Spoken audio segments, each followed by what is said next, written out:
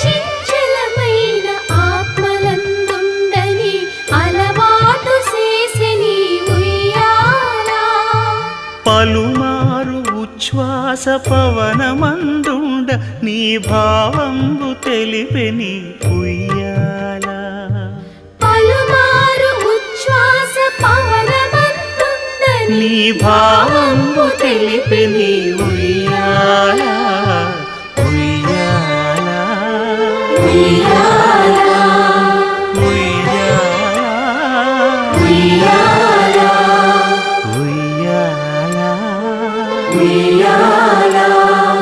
ఉయ్యాల ఉయ్యాల